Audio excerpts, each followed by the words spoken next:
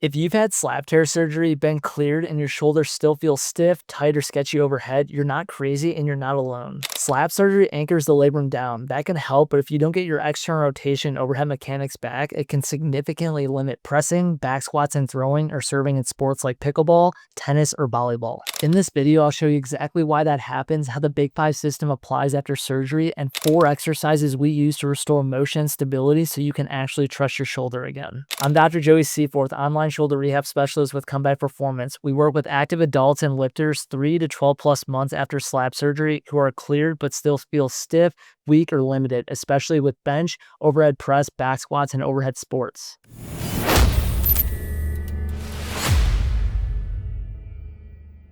This video is for you if you're past the initial healing phase and clear to work on motion and strength, but your shoulder still doesn't feel right. Slap repairs usually use anchors to tighten and reattach the labrum. That can help with stability, especially after big trauma, but here's the trade-off.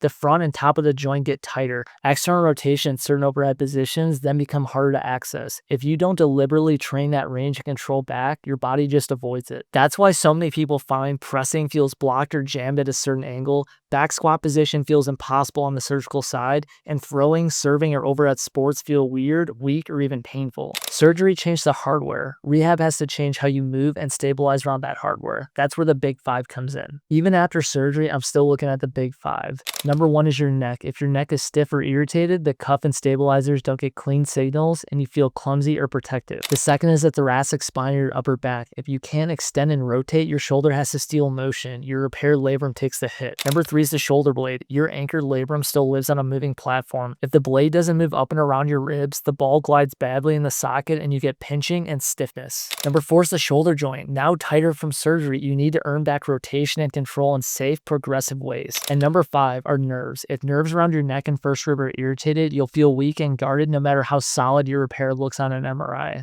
Most post-op plans hammer number 4 with generic band work and ignore 1, 2, 3, and 5.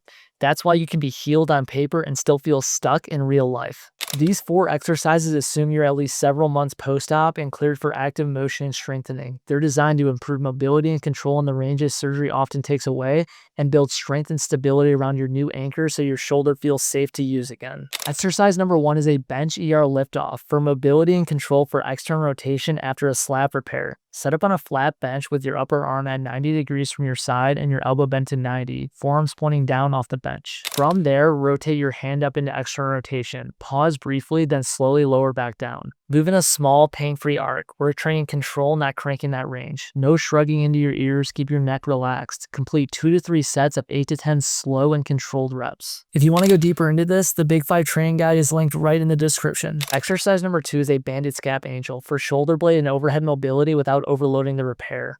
Anchor a light band in front of you at about chest height. Grab the band with both hands, elbows straight, and walk back to create light tension. Bring your hands back towards your pockets. From there, slowly raise your arms out into the side into an angel position, ending with your bicep near your ear if comfortable. Return down with control. Think shoulder blades tipping back to start the motion and then rotating up as you raise. Keeping your ribs down, don't overarch your low back. Complete 2 sets of 8 to 10 slow reps. Exercise 3 is incline row ER press for strength and external rotation and pressing in a controlled post-op friendly chain. Set incline bench and lie chest down with light dumbbells or body weight for now. To start, row, pulling elbows back, keeping them at 90 degrees. Then move into external rotation, rotating your forearms up as your fists move towards the ceiling. And then 3, press the hands up slightly, then reverse back down. Moving slow and smooth, no jerking through the phases. Feel the work in the back and the sides of the shoulder, not your neck. Complete 2 to 3 sets of 8 controlled reps. And exercise 4, banded bear sliders for close chain shoulder stability to make the joint feel safe again. Put a light band around your wrists. Get into a bear position, hand under shoulders, knees under hips. Lift your knees slightly off the ground. From there, slide your hand in small, controlled steps. Forward and back, side to side, diagonal if tolerated. Making sure to keep your torso as still as possible, no big hip swings. Think quiet core, busy shoulders. Moving 3 directions, 5 slow reps each direction per set, starting with 2 sets. If you're months out from slap surgery and still can't press, back squat, or play overhead without stiffness and hesitation, it's likely not because your repair failed. It's because your external rotation and overhead mechanics were never fully rebuilt. Your big five, neck, upper back, shoulder blades, shoulder joint nerves were never trained back together. Your rehab stayed generic instead of targeting the exact ranges and stability demands you care about. The drills we covered, bench ER liftoff, banded scap angels, row ER and press, and banded bear sliders are a starting point to rebuild that. If slap surgery was supposed to be the fix and you still feel stuck, it doesn't mean you're done. It means you need a better plan, not just more of the same bands and stretches. To help with that, I put together a big 5 training guide that breaks down the exact 5 areas we talked about: your neck, thoracic spine, shoulder blade, shoulder joint, and nerves, plus the tests and exercises to start changing each one.